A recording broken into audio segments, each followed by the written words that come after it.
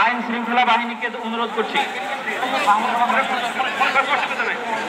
সবাই যেখানে যে আছেন সেখানে অবস্থান করেন, তার সামনে আসবেন না।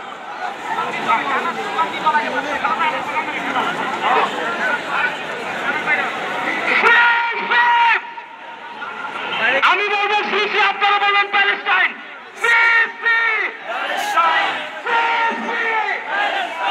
সবার ফিলিস্তিনি পতাকা উপরে দেখতে চাই। সবাই বসেন, সবাই বসেন, সবাই বসে যান, সবাই বসেন, ওই সবাই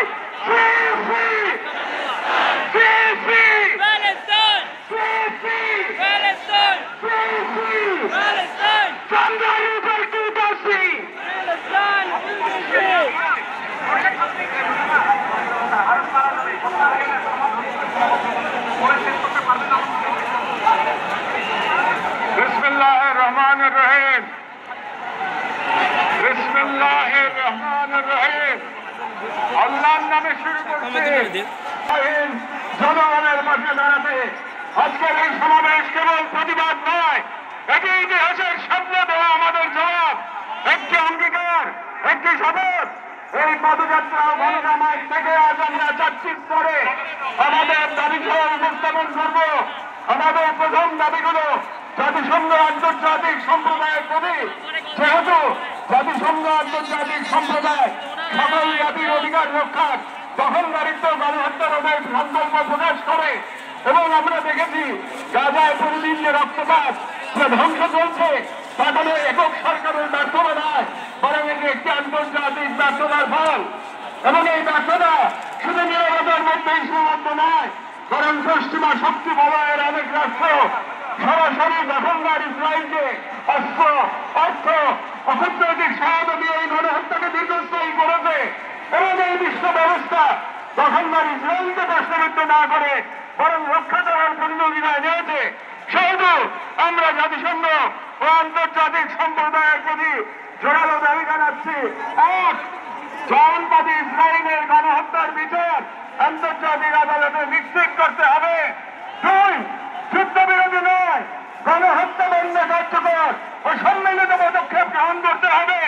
তিন, 1967 সালে পূর্ববর্তী ভূমি ফিরিয়ে দেওয়ার জন্য বাধ্যবাধকতা তৈরি করতে হবে। চার, পূর্ব জেরুজালেমকে ফিলিস্তিন রাষ্ট্রের রাজধানী হিসেবে আন্তর্জাতিকভাবে স্বীকৃতি দিতে হবে। এবং পাঁচ, ফিলিস্তিনিদের রাষ্ট্র নিয়ন্ত্রণ, নিরাপত্তা এবং রাষ্ট্রীয় সার্বভৌমত্ব প্রতিষ্ঠার পথ উন্মুক্ত করতে হবে।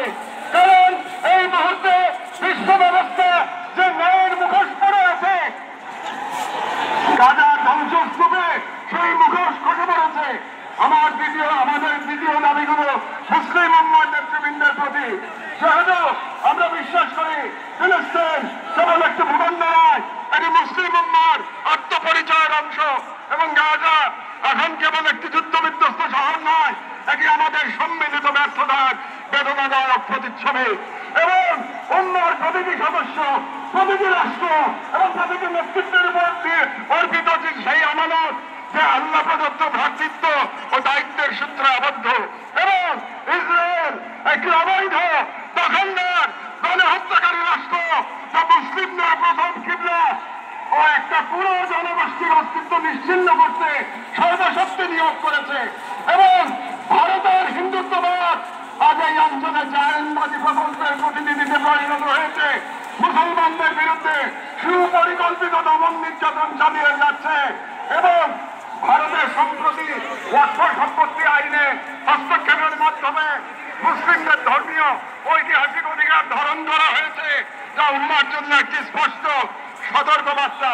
সেহেতু আমরা মুসলিম বিশ্বের সরকার ও ওআইসির মতো মুসলিম উম্মার প্রতিনিধিত্বকারী সংগঠনগুলোর নিকট দৃঢ়ভাবে আহ্বান জানাই। এক, ইসরায়েলের সাথে অর্থনৈতিক, সামরিক ও কূটনৈতিক সকল সম্পর্ক অবিলম্বে ছিন্ন করতে হবে। দুই, জায়নবাদী রাষ্ট্রের বিরুদ্ধে বাণিজ্যিক অবরোধ ও নিষেধাজ্ঞা আরোপ করতে হবে। তিন, গাজার মুসলিম জনগণের পাশে চিকিৎসা, খাদ্য, আবাসন ও প্রতিরক্ষা সহযোগিতা সহ সর্বাত্মক সহযোগিতা দিয়ে দাঁড়াতে হবে। চার, আন্তর্জাতিক পর্যায়ে ইসরায়েলকে একঘরে করতে সক্রিয় কূটনৈতিক অভিযান শুরু করতে হবে। এবং 5, জাহানবাদের দোষর ভারতের হিন্দুত্ববাদী শাসনের অধীনে মুসলিমদের অধিকার হরণ, বিশেষ করে ওয়াকফ আইনে হস্তক্ষেপের মতো রাষ্ট্রীয় আগ্রাসনের বিরুদ্ধে ওআইসি ও মুসলিম রাষ্ট্রগুলোকে দৃঢ় প্রতিবাদ ও কার্যকর কূটনৈতিক অবস্থান নিতে হবে। কারণ গাজার রক্ত প্রবাহে আমরা লজ্জিত হওয়ার আগেই গাজার পাশে দাঁড়ানোই উম্মার জন্য সম্মানের একমাত্র পথ। এবং যে নেতৃত্ব আজ নীরব, কাল ইতিহাসের কাঠগড়ায় দাঁড়াতে বাধ্য হবে। আমাদের তৃতীয় দাবিগুলি বাংলাদেশ সরকারের প্রতি। যেহেতু বাংলাদেশ একটি মুসলিম সংখ্যাগরিষ্ঠ রাষ্ট্র, যার স্বাধীনতা সংগ্রামের ভিত্তিতেই নিহিত রয়েছে অন্যায় অবিচারের বিরুদ্ধে প্রতিরোধের চেতনা, এবং আমরা বিশ্বাস করি ফিলিস্তিনের প্রশ্নে বাংলাদেশ কেবল মানবতার নয়, ইমানের পক্ষেও এক ঐতিহাসিক অবস্থানে রয়েছে। এবং একটি গণতান্ত্রিক রাষ্ট্র হিসেবে সরকারের দায়িত্ব জনগণের ইমানি ও নৈতিক আকাঙ্ক্ষার প্রতি শ্রদ্ধা রাখা। এবং বাংলাদেশের জনগণ গাজার পাশে থাকার অঙ্গীকার করেছে, তাই রাষ্ট্রীয় পর্যায়ে নীরবতা এই জন আকাঙ্ক্ষার প্রতি অবজ্ঞার সামিল। সেহেতু আমরা বাংলাদেশ সরকারের প্রতি দৃঢ়ভাবে আহ্বান জানাই, 1, বাংলাদেশি পাসপোর্টের অংশ এটি ইমানের অংশ। এবং আমরা জানি বাইতুল মুকাদ্দাসের মুক্তি অন্য কারো হবে না, আমাদেরই কোনো প্রজন্মের হাতে দেখা হবে। এবং আমরা বুঝি জাহান্নামের প্রতিষ্ঠা মূলত আমাদের নিজেদের আত্মবিস্মৃতির ফল। এবং আজ যদি আমরা প্রস্তুত না হই, তাহলে আল্লাহ না করুন তাহলে আমাদের সন্তানেরা হয়তো আমাদের বাংলাদেশ পাবে, যেখানে হিন্দুত্ববাদ ও জাহান্নাম একত্রে নতুন গাজা তৈরি করবে। এবং গাজা আমাদের জন্য এক আয়না, যেখানে সরকার এবং সর্বোপরি মুসলিম উম্মার সদস্য একটি অঙ্গীকার করছে, 1, আমরা সকলে স্বতঃস্ফূর্তভাবে বয়কট করব প্রত্যেক সেই পণ্য, কোম্পানি ও শক্তিকে যারা ইসরায়েলের দখলদারিত্ব টিকিয়ে রাখে। আমরা আমাদের সমাজ এবং ভবিষ্যৎ আমাদের সন্তানদের এমন ভাবে গড়ে তুলব যারা নিজেদের আদর্শ ভূখণ্ড রক্ষা জান আমাদের সর্বোচ্চ থেকে প্রস্তুত থাকবে। চাই আমরা বিভাজিত হব না, কারণ আমরা জানি বিভক্ত জনগণকে দখল করতে দেরি হয় না। আমরা ঐক্যবদ্ধ থাকবো, যাতে এই বাংলাদেশ অধিবাসীদের উপর যাদের হৃদয়ে এখনো ধ্বনিত হয় আল কুদস লানা, আল কুদস আমাদের, গাজার জনগণকে অভিনন্দন। আপনারা ইমান, সবর আর কুরবানির মহাকাব্য রচনা করেছেন, দুনিয়াকে দেখেছেন ইমান আর তাওয়াক্কুলের শক্তি।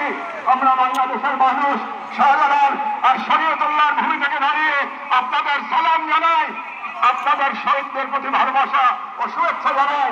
আর আমাদের কণ্ঠে উচ্চারিত হয় এই দোয়া, হে আল্লাহ, গাজার এই সাহসী জনপদকে তুমি সেই পাথর বানিয়ে দাও যার উপর গিয়ে ভেঙে পড়বে জালিমদের সব ষড়যন্ত্র। বাংলাদেশের সর্বস্তরের জনগণের পক্ষে প্যালেস্টাইন সলিডারিটি মুভমেন্ট বাংলাদেশ।